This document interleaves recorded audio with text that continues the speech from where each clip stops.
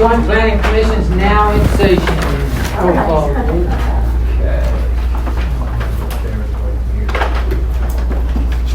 David Reed. Here. John Hutchins. Here. John Betts. Here. Kirby Rosser. Here. Lindsey Phillips. Gerald Woods. Here. Rick Lawrence. Here. Michael Parker. Here. George Larcher. I'm here. Michael Clark. Here. Okay. Next on the agenda is the approval of July 2nd regular meeting minutes. Is there any additions, corrections, or deletions need to be made before I ask for a motion? Hearing none, do I have a motion to accept the... Move to approve as presented. Okay. Do I have a second? I would second that. Chairman. All those in favor say aye. Aye. Opposed? Okay, old business, matter of record, findings of fact, zoning map amendment, Jeff and Alicia Moran, 916 Forest Avenue, 2 lots. Is there any additions, corrections need to be made? Hearing none, do I have a motion to accept matter of record? So moved. Rick, do I have a second? I'll second. Kirby, all those in favor say aye. Aye. Opposed? David, can I get you to sign that? And Kirby.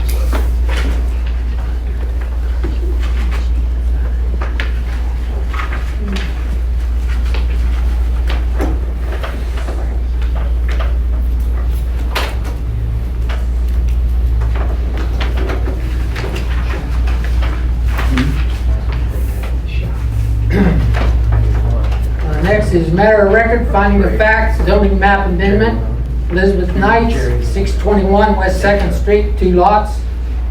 Is there any additions, corrections, deletions need to be made? Hearing none, do I have a motion to accept the matter of record? So moved. John? Second. Michael? All those in favor say aye. Aye. Opposed? Okay, new business. 1 second, let me get you to sign it.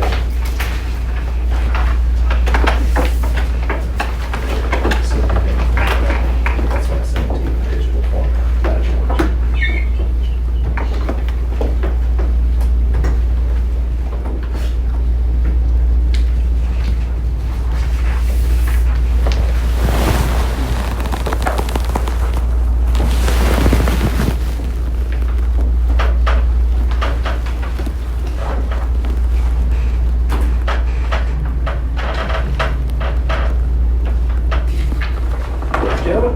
Okay, new business, comprehensive plan, final draft review.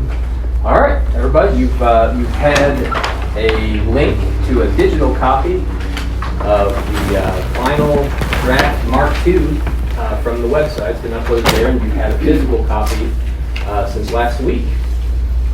So, have y'all had a chance to take a look at it? Do you have any questions or comments or anything? I have a couple questions, not questions, but comments. Throughout the whole document, depending on the theme, talks about preserving Mason County farmland. And it's high on the importance of the people that attended the public meetings that we held, but I don't see any objectives, goals, or strategies on how to do that. I think we have in place a pretty good plan for general manufacturing or something like that that will settle into an industrial area. But for the last windmills, solar panels, and whatever else comes down the pipe that's going to affect the whole county, how are we going to protect the farmland and protect the rights of the farmers to do with what they want with the land? There's no language or guidance for that.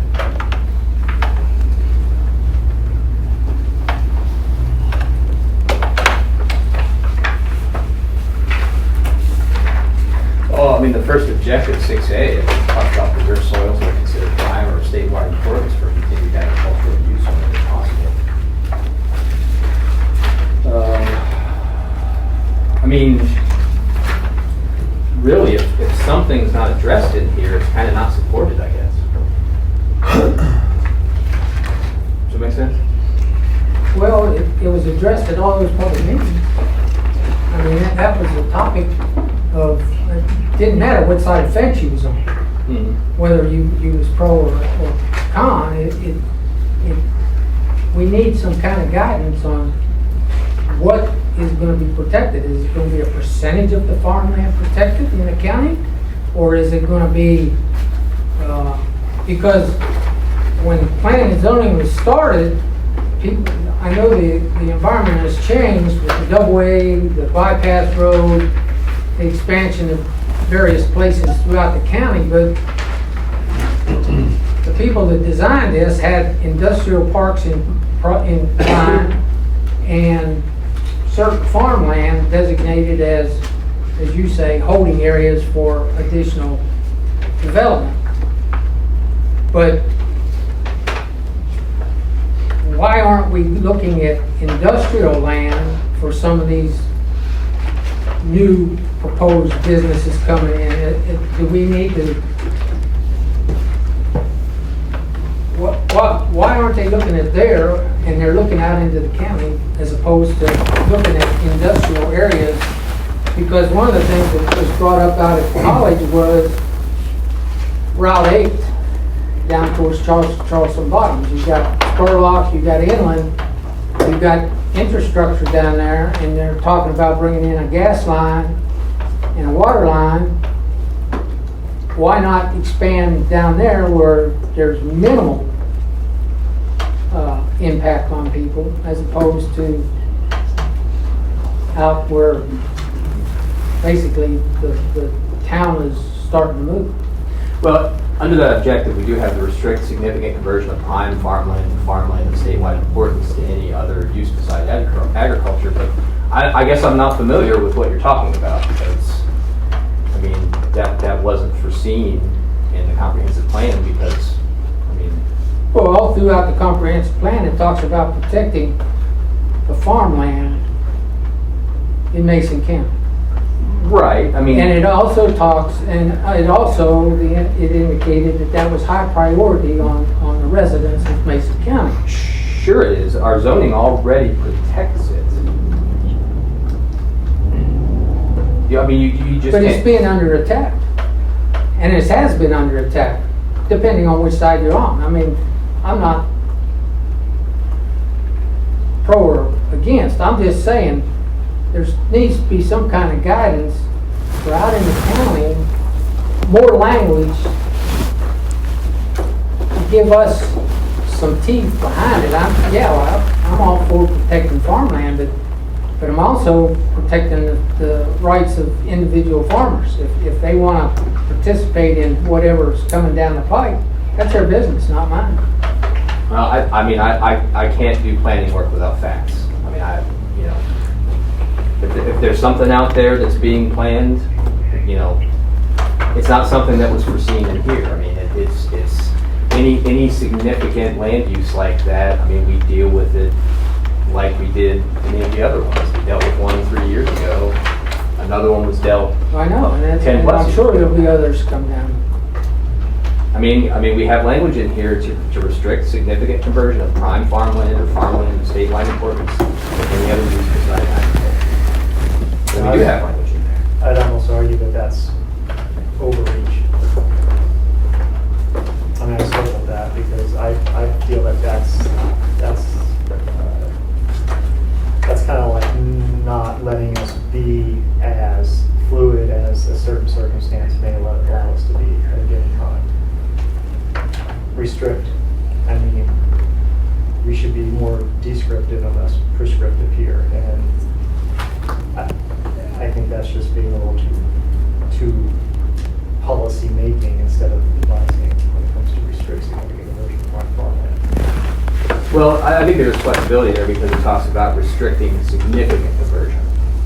So something that would take up 1,000 acres, it would restrict that, but if it was something that we wanted to amend the ordinance, the zoning ordinance to, like we talked a lot about during this process, or some about how, I remember Dr. Davis talking about how the agricultural commissioner, or whoever it is talking about how he didn't like that raw materials were leaving the state, but they weren't staying to be processed.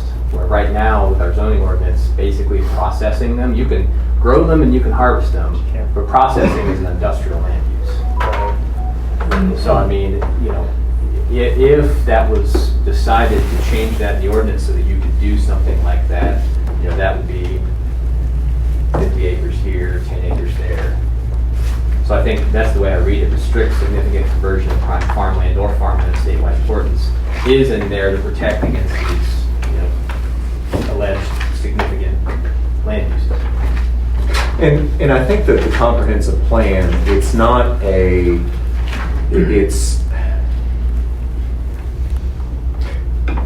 it's more of a constitution as opposed to specific legislation. Our ordinance is the legislation. The comprehensive plan is more of a broad theories, and these are the things that we want to promote. These are the things that we want to fight against or to prevent. And so I don't know that the comprehensive plan is the document where you're going to say, where you're going to see 75% of the acreage in the A2 zone shall remain A2 zone land for at least the next 20 years. I don't think that's what the comprehensive plan is supposed to do. The comprehensive plan is supposed to provide a roadmap, a general guide for land use in the county.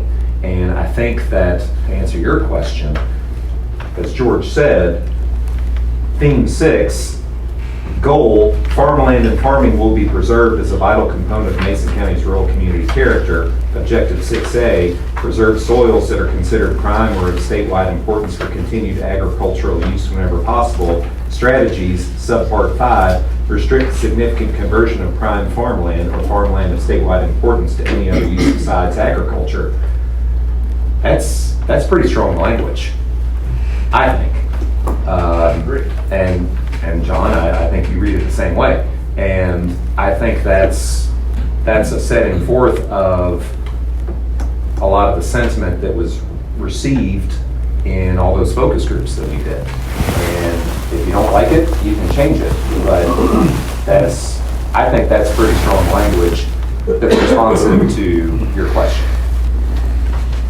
Yeah, the comprehensive plan is basically like a vision document. Right. And then how we actually control stuff like that is through the zoning code.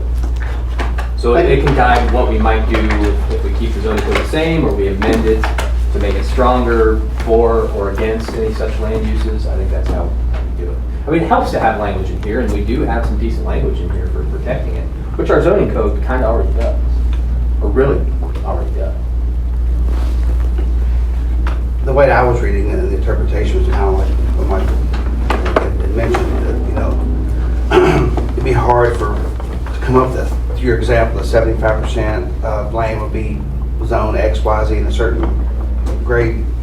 If you didn't have this language here, it's a roadmap. Since you have that language, it's got to get you some precedents to set more stricter goals. I think this kind of helps bridge that gap. So if we understand this, if it's in the focus group, those items have been identified and they're there in their goals and objectives. I see your point too, but I don't know. I just don't know if I see some of that other language. You know, if you think housing, those specific markers in there as well. I think there's general goals.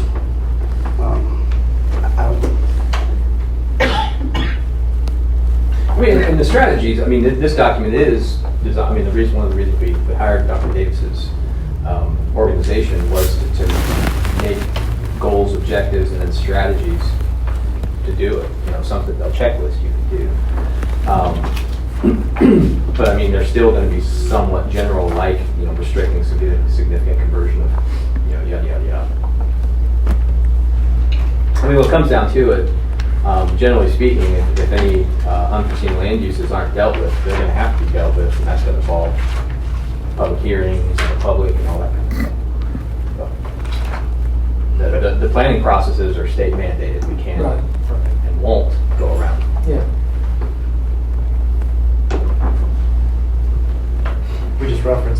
much every time we go forward with a decision. Yeah. And that, yeah. So I guess if we, since we reference this every time we go forward with it, well, not every time, I guess most of the time we go, use this as evidence, right?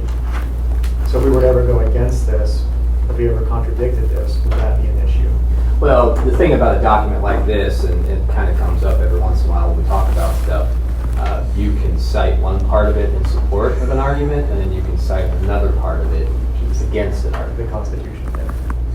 Yeah. Oh, this is it. That's the fun thing about law. Is Number 3, just this is a Chevy conservation set of conversation. yes, Okay. I've got a list right here. Okay.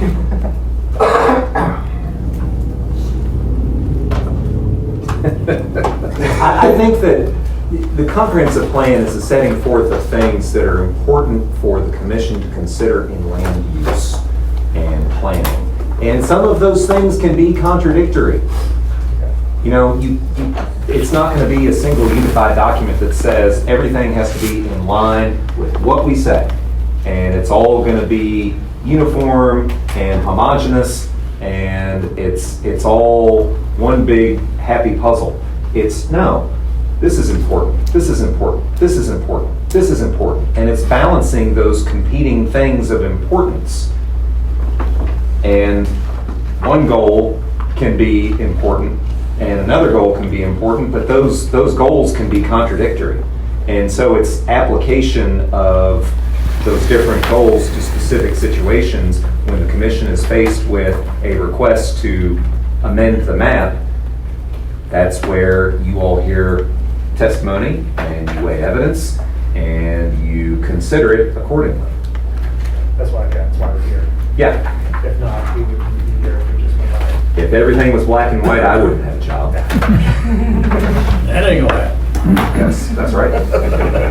It's like in my planning law class in graduate school. You know, he talked about the Supreme Court. It's like, you know, those are supposed to be some of the greatest legal minds ever, and they don't always agree. They often just don't. Gotcha. So what else? Are there certain businesses are exempt from coming under planning and zoning, like utilities, or just? Agriculture. I mean, yeah, there is a provision about utilities. For example, if you know you all passed that solar energy systems ordinance 3 years ago. If a utility wanted to come in and put a 2,000 acre solar farm in the middle of Mason County, they could do it. Because there is a provision in KRS 100 where utilities, I think they're defined as public utilities by the state, they could. Thank you. I think generally speaking, planning and zoning restricts private individuals and not necessarily public enterprises. So like governments, utilities, that kind of stuff are exempt. That's a broad statement, and there are exceptions to that, generally speaking. And then I think I mentioned there's agriculture too.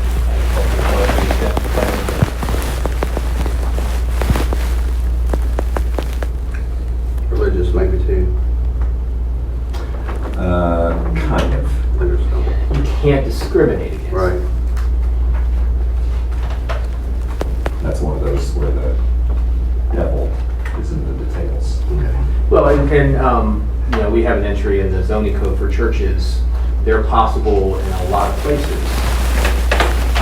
As churches are expected to be good neighbors. I mean, they're only used oftentimes twice a week, and then nobody's going to do anything bad on church property. You'd think. You'd hope. So what else? What do you guys think? I have a question on page 67 of Objective 6C. It's states to support additional land uses that protect farmland from permanent residential, commercial, or industrial development provides supplemental income to landowners. I mean, all this stuff, preservation or changes, comes from economic choices, and that means somebody's got to make a profit. So where does the supplemental income come from? I mean, is that just something why is that in there? I don't know. I think it's because, so it's like I mentioned where we talked about how you have your agricultural uses that are guaranteed on agricultural land as defined by the state. You pretty much do those no matter what. And I think in our ordinance there's some extra ones, but when it comes to agricultural land, you're kind of limited to agricultural uses, and that includes that you can't like process them. So I guess, like Dr. Davis said, the state has been adamant that we somehow stop exporting raw materials and try to export processed materials potentially. Finished product. Like for example, the example I gave, I remember there was an Amish group that asked about this. They asked about a sawmill, because you can grow and harvest trees, but you can't really cut them for a commercial purpose on agricultural land. So that's maybe part of it. And also, Kirby has talked about agritourism. We don't really provide in our zoning ordinance for like wedding barn venues. Those aren't really provided for in our ordinance. You can't really do them.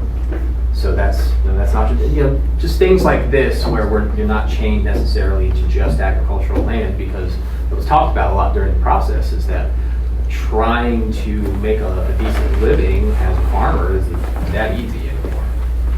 And I would think that would be something where, to answer your question, that would be the kind of thing where things that maybe haven't been considered or that have been addressed and aren't permitted at this point, maybe we would come up with text amendments going forward to make those uses conditional or permitted uses in ag land, A-zoned lands when they're not My at question, present. and all this is great. I mean, it would be great for somebody to say, well, yeah, we're going to supplement you to grow bananas or something, but where does that money come from? And that's my question. What part of the plan this is, what we have to do with that. Well, I mean, I think this just talks about giving property owners more options. But it'll be up to them to invest in those options. Instead of us saying no, it's like maybe or yes, you can do that, but it'll still be up to the property owner.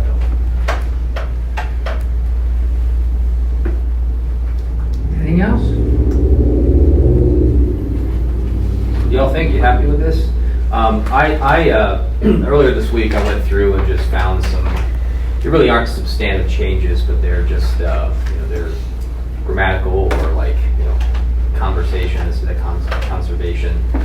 One thing I can tell you is that I recently got my ArcGIS fixed on my PC because it was down for a bit. On page 54, I'm going to make nicer versions of our zoning maps, which that's not really a substantial change. I mean, are you all satisfied with the format and the content? This is So George, help me understand the timeline here. These are supposed to be done every how often? 5 years. We're behind on this one by a couple of years. Almost. Does the clock start again now, or has it already started? We have to catch up quicker. No, it'll start again now, and then we'll have another 5 years. Now say that again? Yeah, it starts when we approve this, and then it'll be 5 years. So this will be good for 5 years. It's taken 4 years to do it. It's closer to That's 3. my only comment in regard to this whole thing. This is taking way too long. Exactly. And in my personal opinion, the contract with the consultant should have been terminated up to 2 years ago. That's it. I agree I don't with John. like seeing the taxpayers' money of Mason County wasted. My personal comment, not the commission's. That's where I was heading with this. If we're already 3 years past the deadline, then we have to catch up and get them within a certain amount of time. It sounds like we do have a grace 5-year period, and there was no penalty for being three and a half years behind. So no, we've discussed this. There are a decent amount of laws at the state level where it says you shall do this, but there's Okay. really no Mechanism of enforcement. No punitive, like. The only thing that we came up with is if you adopted planning and zoning, but you didn't get your call discussing that. If you didn't get your comprehensive plan in place after that, then it can make your zoning scheme moot, but that's when you just started to adopt planning and zoning. It hasn't been an ideal process in terms of timing, but I don't think that that's a lack of effort for anyone in this room who's been involved in the process. I think that were a third-party contractor to be involved again going forward, that would be initiated earlier, would be my suspicion, or there'd be more direct conversations about how long this is going to take. But I would say, in response to your question, once we adopt it, that starts the clock for the next 5 years. Thank you. One of the ongoing conversations I have with people, they talk about the last 5-year plan, went on the shelf and sat there. Is there an allowance for this to be a living document? That during that 5-year period, we update it with statistical data, things of that nature? Can we do that so that when we get to creating the next plan, we're 80% there because we've kept it up to date? You can amend it as needed, because we actually amended it a few years before we started this process, and it was in reference to, I think it was in response to the dollar store that tried to relocate across from Old Washington, across from US 68, or across US 68 from Old Washington. And we amended the comprehensive plan to put some guidance for rezonings that are right outside the historic district, because that can still affect the historic district. So, I mean, you can amend it anytime you want, you just have to go through the Well, process. the question I had, and the one I talked to Dr. Allison about, is some of the information in here is dated. The latest was 21 or 22 or something. Well, when that gets updated, census gets updated, things of that nature, can we amend this that gives us that direction and factual information versus stuff that's obsolete the day it's approved? I mean, we can if the local legislative bodies think the juice is worth the squeeze with that, but I don't know that they're gonna want to go through the legal process of updating a few numbers. Because the numbers exist, you could still, you know, if the numbers change, but you don't change the document too based on they're all different conclusion, I don't know if it's worth it to do it. Well, that's the point of making it a living document versus something that goes on the shelf and we look at it in 4 years from now. And then, I think, again, that goes back to the point of, I'm not going to say you can't. I think you can. But I think it goes back to the point of a comprehensive plan is more of a broad overlook. And so to a certain extent, I don't know that it is something that you want to be constantly updating. It's more of a snapshot in time looking forward. And then 5 years from now, we do another snapshot in time looking forward. It's broad principles rather than minute details. But even 5 years from now, the data that we use from these various studies will be 4 years old anyway. That's the whole point I'm making, is trying to keep it up to date with relative information. well, I think the reason why 5 years was chosen at the state level was a long enough time to where something's likely to change, but it's not 10 years, which is an entire decade. So it's kind of a compromise between, I mean, David Pike, he jokes every HB 55 session that he has that, hey, you guys want to just update it every year and just keep it going? And everybody kind of groans. But he advocates for that. But it's ideally it would be nice to update it as needed, but I don't know if that's feasible or And I think that it also helps temper the emotion of the moment. when you're not revisiting something every single year, because things that are important in the here and now, when you get some time removed from them, it's kind of like, oh, okay, well, we'll talk about that and we'll address that in the comprehensive plan. But I don't know that it was something that we needed to make a big deal. And time often helps reflection. So, but to answer your question, can it be updated? Probably. Is it a good idea? I don't know. I guess it would depend on the update. Yeah. Because if a bunch of data changed, we went through something 5 years ago that radically changed a lot of stuff. It's probably never going to return to the way it was. Mm-hmm. So, And that also threw a wrench in the updating the comprehensive plan process. well, we initially put it off because we were dealing with the solar energy system, issue.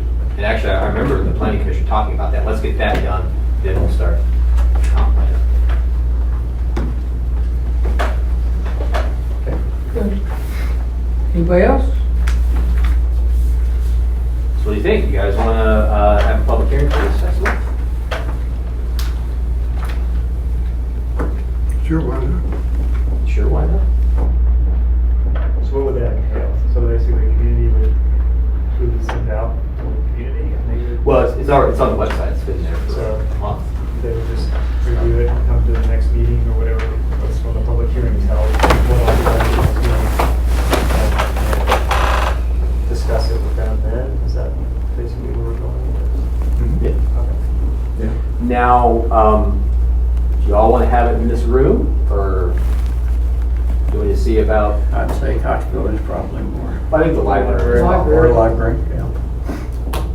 Now, I guess I should have thought about that ahead of time to ask to see if it was free. So I can call tomorrow. That's logistics, you work that out and let us know. Ellsworth being. Yeah. So that would, excuse me, that would make it a special meeting as opposed to a regular meeting. And So whatever there you would be decide, different. post it and people will be notified, so. So walk me through this. You have a public hearing or multiple public hearings? I mean, Proposing A, right? we have to have at least one. And then depending on the outcomes of that public hearing, would you bring it back to this body to ask, and to talk about those, whatever the community may have to say about it? Yeah, it all depends on. And what action would be taken from there? Mhm. You can send it back up to the drawing board, or you can say, let's amend that and let's proceed with that. I mean, you all could say it's fine as is after you hear from the public. Okay? You could recommend changes, kick it back to the steering committee. Okay? You all could just present the changes and amend it as you wanted. So the steering committee is just a recommendation to Right. us. So if it comes to us, we could amend it however we feel, right? Yeah, because And maybe wrong. they were your agent. Mm-hmm. You are the agent for the two local legislative bodies. And your recommendation will be likely what they pass. Adopt. I don't have any idea of what to expect in terms of public input on the comprehensive plan. I think you all have been pretty proactive in terms of seeking that as part of this process. But now that we have a proposed document, I don't know if we're going to have 10 people, 20 people, 100 people who want to make comment. That may be something where you all want to consider, like we did with solar, putting some kind of template in place on how long you're going to allow individuals to speak, whether you want to require a sign-up sheet, anything like that. Or if you just want to get there and see how it plays out, I think that's fine. But that may be something that you all want to address here and now instead of when we get there. And hopefully there isn't going to be any, huge proposed changes because, I mean, the point of involving the third party was to involve the public. Right. ask them, what do you want? You all have had a lot of meetings and a lot of opportunities of outreach of, let's make this the community's plan. And so ideally, the work has been put in, and this finished product that we have is reflective of that. So you make a good point when walking through this. Let's say we do the library as you propose. We don't know that outcome. It will show up. It could be 10, it could be 100. We get there, it's the ladder. It's 100, it's 150. Mm-hmm. We don't have the time allocated for that. We didn't propose the 10-minute slots. We didn't have those types of procedures. Can that be tabled and brought back with that at the next meeting, or does that have to be decided prior to the first public hearing? We can suspend and then have a continuation later. We But the can do that continuation, is it solar. with the same amount of time, or can you So what cap? we'll probably do is put a 2-minute limit on it. That's what we did with the solar, that's what they did with the windmills, like anything controversial, we do a sign-up sheet, we do 2-3 minutes, whatever, depending on how many people's there. Yeah, so I think that might be prudent. 10 or 20 people there, we might just let them talk. If it's, if it's a substantial number of folks, in order to let everybody have an opportunity to say something, we'll put a time limit. And typically for public hearings, we require in-person testimony, in-person appearance. Due to the special circumstances of the solar situation, you all agreed to accept written comment. Except what? You agreed to accept written comment. Before, yeah, I went on there again. But that, arguably that was a special circumstance. I think if you all wanna do that, I think you can. Did we require all those written comments to be sworn and attested to? Yes. I can't remember. Yes. Sounds We right. notarized. We did. I think if we have a meeting, we need to limit the amount of time everybody has to speak, just. Yeah, it could be if there's a chaos, handful of people there, we'll Yeah. probably let it go, but if Yeah. there's very many people show up to give everybody the opportunity, we try to. And as mentioned, you all can recess the public hearing, and as long as, there wouldn't need to be any additional advertisement, as long as you pick the day and time and location there. That's the way the board's of adjustment to it.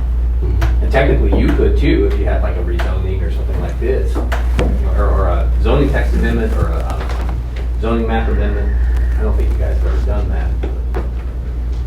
We've done it a few times at one or both of the boards of adjustment, when there just wasn't enough information and you all wanted to, or they wanted to extend it to the next meeting. So, I mean, it all depends on who shows up and what they want and what you all think about what they want. But again, as mentioned, the public have had 3 years to discuss this. So, I mean, the only significant changes where if there's something missing that should definitely be in there, but otherwise it's going to be probably, yeah. And I think that, excuse me, I think that's the thing that kind of bothers me, is that we went around the county and every sections of the county, all these public meetings. Some were well attended, some were not. And I hate to think that we come to this point, that somebody's got a big thorn in their side over an element that we've discussed and really spent a lot of time on. So, we gotta do what we have to do legally, but unless something's really wrong with the document, you had a chance. Yeah, and we, for each thing, we even had 2, so if you couldn't make it to one, you could make it to the other. And we tried to do, with the exception of the ag and rural, we did one in the city and one in the county. With that one, we did just both in the county. So, I know schedules are tough and such, but, we had survey, we had public meetings, we all did a lot of stuff. Daycare. Yeah, it did good. And I don't think anybody took advantage of it. You don't need a motion or anything, right? You just said, you go pick and choose a date and have the public hearing at, No, we need a motion. you would need that. The You accept library. the draft. So you guys need a motion. What you do today is pass a motion to hold the public hearing. At, we don't know the venue, but we're assuming the venue, that could be TBA, You could pass a motion to have it. pending that. You could pass a motion to propose it for the library if that falls through. You could pass a motion for the date and time, and I'll make sure that the public is noticed, because this is going to require an ad in the paper. Right. It'll be on the city's comp plan update page. It'll be on the city's website, Facebook page. I'll make sure it's also on the county's. Plus, I think word will spread. I mean, we've got enough attendees here. Word will spread. Would it make sense to, in that motion, that as a proposal, that based upon a certain cap, you know, if 50 showed up or 5, if it showed more than that showed up, it could, meeting may be subject to recess and move to I a mean, you different guys, venue? I would play that by ear. Okay. Legally, we don't have to announce that. So all you need is a motion to plan the public Well, hearing. I think that you all should determine,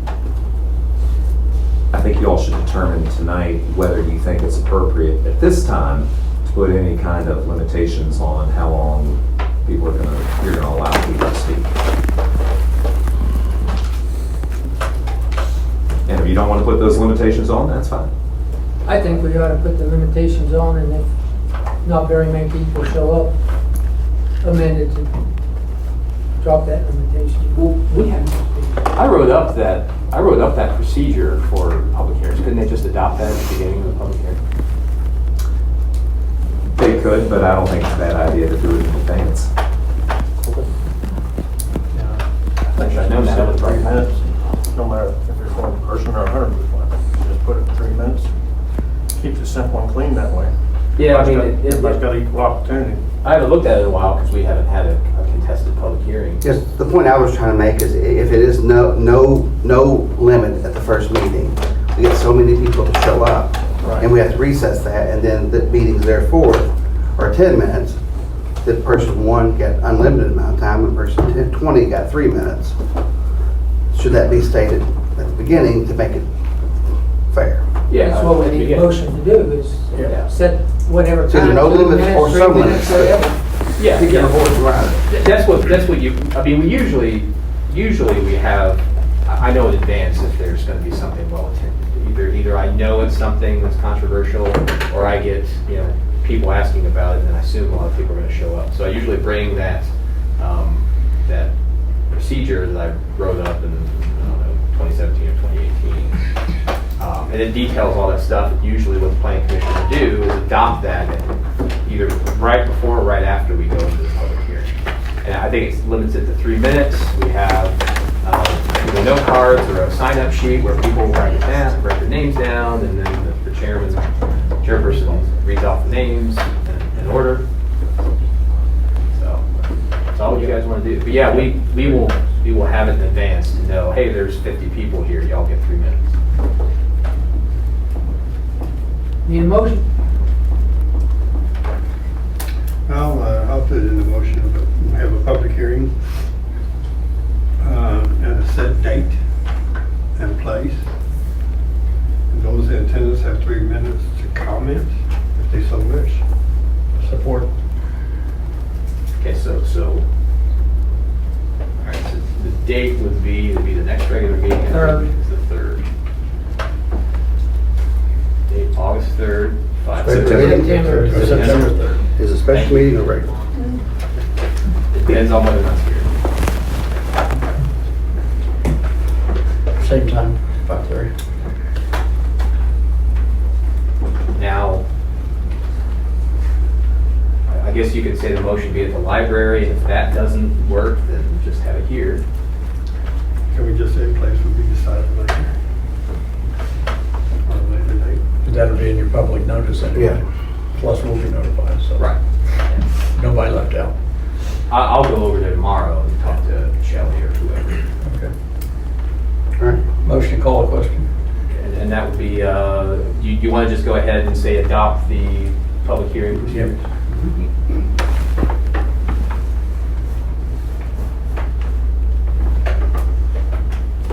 Okay, so that motion is to hold a public hearing regarding the final draft of the comprehensive Maysville, Mason County Comprehensive Plan on September 3rd, Wednesday, September 3rd at 5:30 at a place to be determined, and to also adopt the public hearing procedures for said public hearing.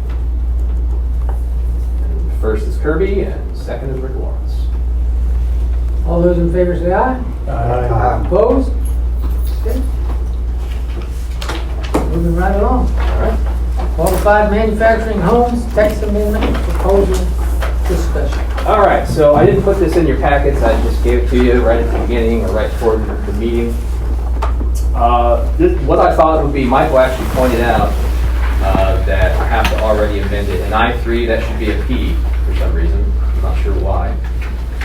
But basically, the new law, the new KRS 100.348, that will technically doesn't take effect until July 1st of next year, will make it so that qualified manufactured homes are possible any place where a single-family residential dwelling can be located.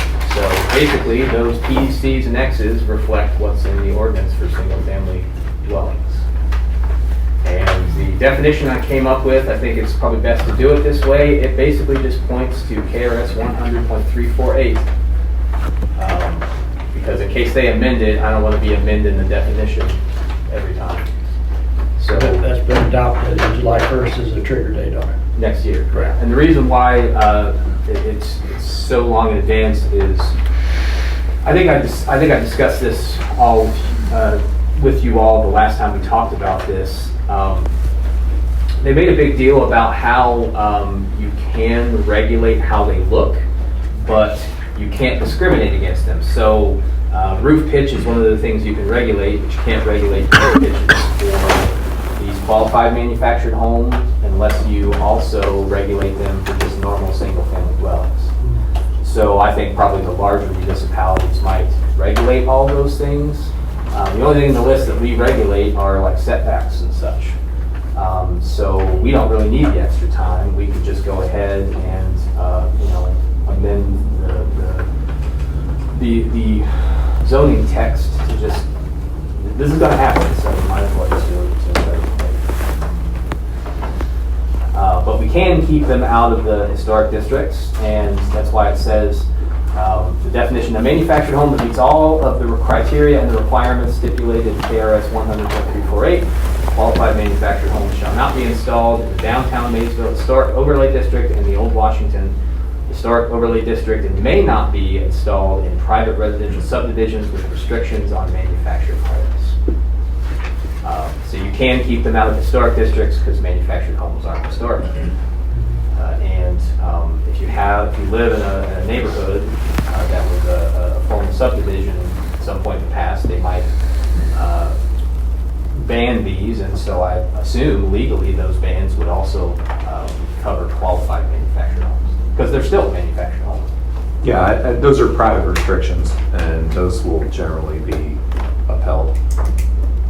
So I added that in the definition so that if it becomes an issue, I can say, we don't get involved. Yeah. Not get involved. Yes. In other words, if you live in an area that's got land use restrictions by virtue of the developer putting in place subdivision restrictions, and those subdivision restrictions say you can't have manufactured housing in the subdivision, this statute doesn't override that.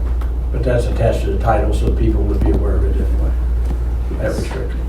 Or at least it's part of the public record, Right. and whether they're aware of it or not, it's valid. So I thought we had this discussion last time on that particular one. The private restriction in that subdivision said it had to be 1,800 square foot. Mm-hmm. And manufactured home, manufactured within the last 5 years and met all those codes, was 1,800 square foot. You couldn't discriminate. Now, what the statute says is that planning and zoning can't discriminate against manufactured housing. Private restrictions can. So you can flat out say a private restriction, no manufactured home, I don't care how it's manufactured and what year, Mhm. not in the subdivision. Yeah, it's something you agree to when you buy it. And there are different, I don't want to get into the weeds with this, but sometimes private restrictions just, they expire, and it takes affirmative action from the neighbors to, but, And generally speaking, private restrictions can be amended by a certain number of interest owners in the subdivision. But the statute just says, if there are private restrictions in place, this doesn't supersede those. This only applies to planning and zoning regulation that's imposed by the government. and we can still discriminate against manufactured homes, but we can't discriminate against qualified manufactured. So that's why this isn't changing any of the existing stuff we have. This is just creating a new class, a new entry in that little table. Yep. And then this new definition. Behind the blue check. Make a motion to approve it as presented. No, so We have to have a public hearing. Right. About it. And I would recommend we wait until we get through. yeah, Yeah. I was gonna say that too. So Set your mind, George. I don't, yeah, I don't, I would suggest you say, let's hold a public hearing about this, but I'll set up the date, you guys have to worry about it. Okay. And I wouldn't even, I think this is more discussion. I don't think George is asking you to have a public hearing just yet. No, actually, I brought this, let's get this done sooner rather than later. Okay. Because, I think word is getting around. I've already kind of preliminarily given a couple of people, as long as they meet these, because I know this is happening, we can go ahead and do Should we it. put that on the October meeting? We can, let's get this done and then we'll schedule it. Maybe move to have a public hearing at some point after After we are September. finished with the comprehensive. Okay. Option three. So let's hold a public hearing sometime in the future, TV. So there's a first. Anything else? Yes. John, Hearing none, I need a motion to adjourn. No, Mr. we need to Chairman? pass the motion for. What? You just said we're just gonna wait.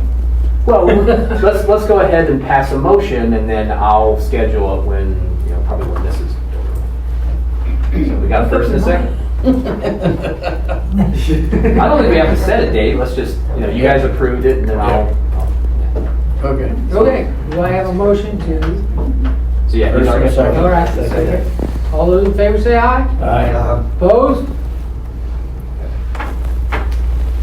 Yes. Mr. Larger has said that he's amending small changes in the comprehensive plan as he goes. Is the website live? So I mean, if we look at what's on the website, does it have all the changes? Do we need to do FOIAs every day to see if anything has changed? No, I'm not gonna change the copy that's there, these are, Spelling corrections, different typos, that kind of stuff. yeah, they're,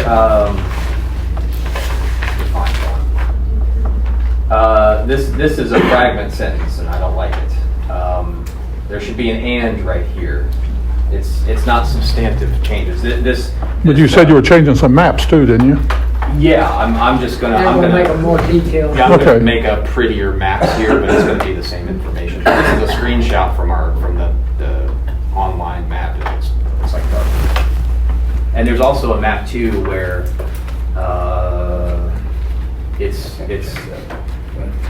I'm gonna recommend that it's zoomed in and take the key out because you can't read the key anyway. But you're doing cosmetic changes. Yeah, they're pretty much cosmetic changes. And it's probably something I'm just gonna, maybe bring up at the public hearing or something. So would a FOIA a week before the meeting give you enough time to respond to it before the meeting? I mean, I don't know exactly when I'm going to do them. It would be nice when you go to a meeting to discuss something, then be sure you were discussing the real live, this is it copy. Yeah, I don't know.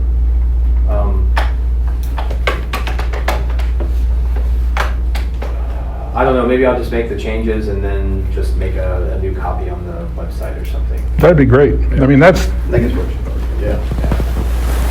just make the website live document. If you change something, change the website. Yeah, I'll do that here the next week or so. Anything else? Do I have a motion to adjourn? So moved. Second. All those in favor say aye. Opposed?